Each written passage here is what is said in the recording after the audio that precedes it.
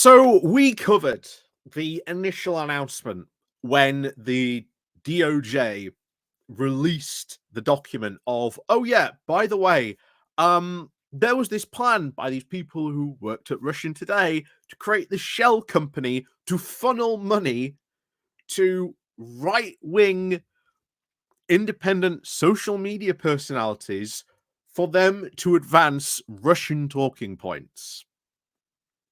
And we know all this. It's all out there in that release.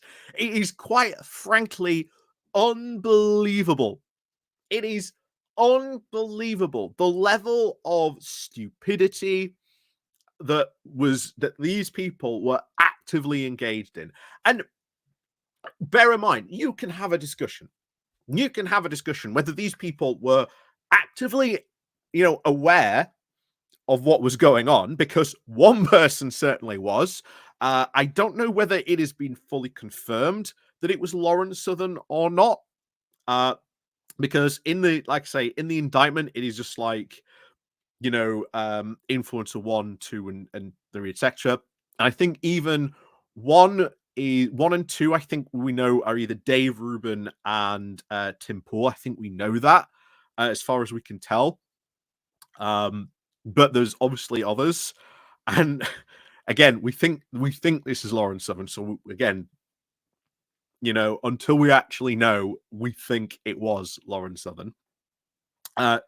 She hadn't been paid, so they looked up, again, from what this says, they looked up the time of what time it was in Russia. So how? So certainly these people must have had an idea in some way, shape, or form what they were doing, because we know that Tenet Media was saying, oh yeah, by the way, these are the talking points we want you to, advance and talk about. And of course, wanting them to share and get out there more of that infamous Tucker Carlson clip of where he was going around a Russian supermarket going, oh geez, all these are great. Meanwhile, of course, he bought more than an average Russian would actually use as their annual salary, than the annual income, shall we say. So, there's and so much problems. So much problems with stuff that is going on here. And it does raise a lot of questions, because take everything aside to the whole moment and like, Russian disinformation, everything was in the DOJ stuff. These people, from what you can tell with like the interactions, had absolutely no questions. Well, one did, but we'll get into that in a moment. They had absolutely no questions about what they were signing up for and what they were even doing. They were just like, here's $100,000, that was it. So it does raise, I think, even further questions about how often that has happened, maybe with other companies, because as we're about to see in a moment, not only does the DOJ have concerns, but the FBI also now has said, yeah, there is a massive Russian disinformation network with websites and domain names that they've recently seized, and a very, very long list of influencers who will spread their propaganda. Because as we have seen, some of these people, you just go, here's some money, and they will just go on very happily spreading, that disinformation. And remember, it was only, I think, was it the week before all this came out? You had that video of Tim Pool going, Ukraine is the enemy, and we should, apologize to Russia. And then this happens to come out. I've said if Tim Pool really wants to like rebalance the scales and make everything right, all he has to do, bring on a Ukrainian. bring on a Ukrainian who is like speaking for the Ukrainian side, or bring someone on who is like pro-Ukrainian.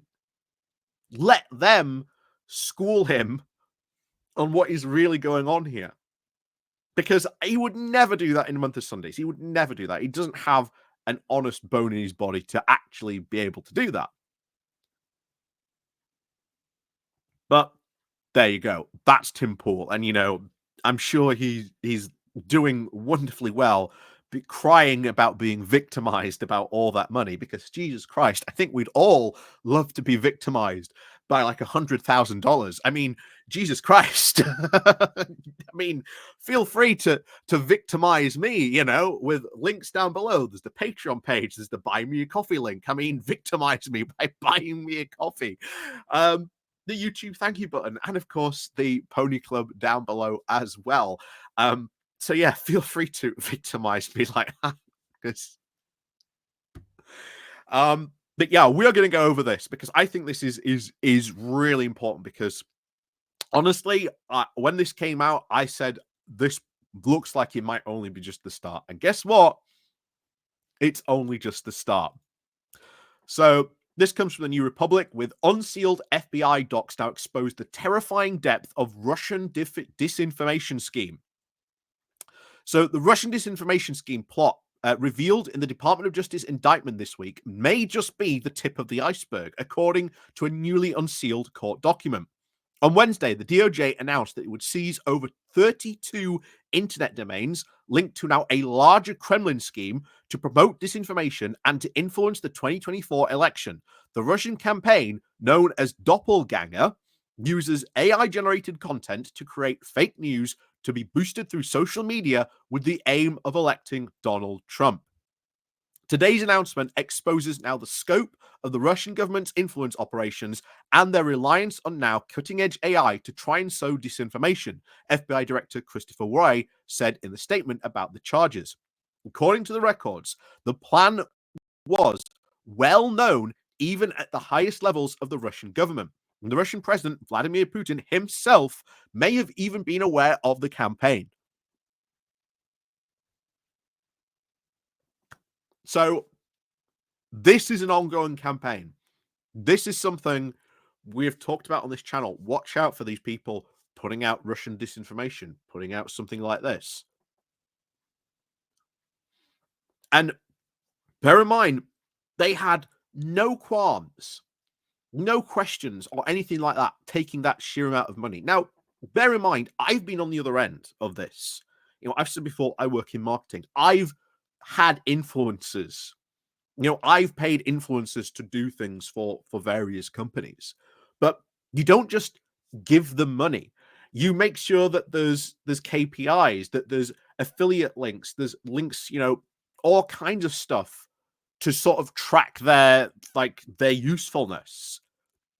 Because sometimes if you've got I've gone to some influencers, okay, we'd like you to do this, here's his thing, and then they've asked for almost an exorbitant amount of money, well beyond what they've come back with of previous like results and other things that they've done, which their platform just does not justify. So you've had to sort of, shall we say, give them a bit of a reality check sometimes when you go back to them. And some do accept it, others don't, and you just go, well, okay, we won't be running with you on that particular campaign then.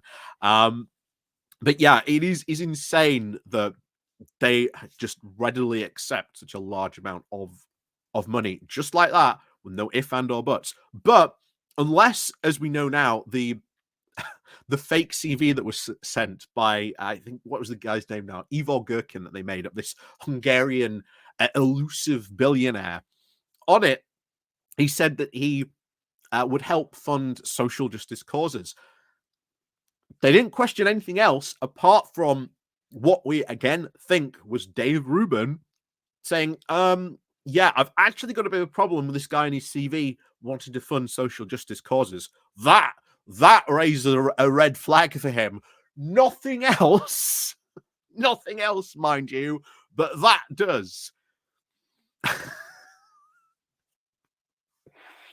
Oh, these people are just completely, absolutely useful idiots on this. Anyway, back to this. Anyway, on a particular note, the documents released on Wednesday included now an affidavit that noted a Russian company now is keeping a list of more than 2,800 influencers worldwide, about 1/5 of whom are now based in the United States, to monitor the potentially groomed to spread Russian propaganda. Gee, I wonder how many of those influencers in the UK.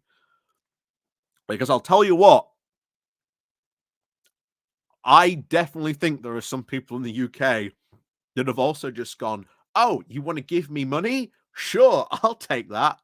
I'm not going to name any names, but it would not surprise me if there are UK influencers out there who are, quote, also, should we say, being victimized by Russian money. Anyway, the affidavit, of course, does not mention the full list of influencers, but it is still a very terrifying indicator of how deep the Russian plot to interfere in US politics really goes. And of course, it goes on into the plot called the Good Old USA Project, designed to sort of push pro Russian policies, fake social media accounts, documents, all targeting Trump supporters. Ken, we shouldn't really be surprised this because this has been talked about for quite a while, but it's fun when you finally get to see all this comes out and you see, yeah, we've been talking about this for quite a while, guys.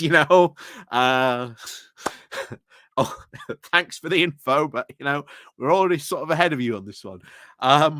But yeah, it would not surprise me. Would not surprise me if there were some right wing UK influencers out there taking Russian money, or sorry, being victimized by Russian money.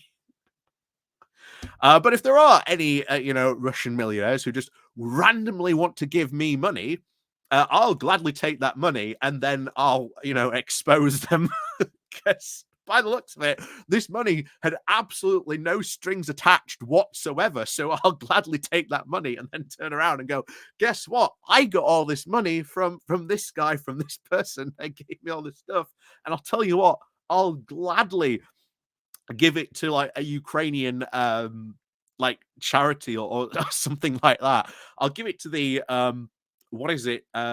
Sign My Rocket campaign.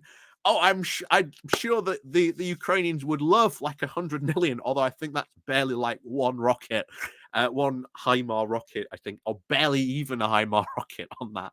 But I doubt that will ever happen. I'm not going to be victimized by $100,000 anytime soon. But anyway, as always, thank you very much for all that. And of course, thank you very much for watching. And of course, as always, we'll see you all next time.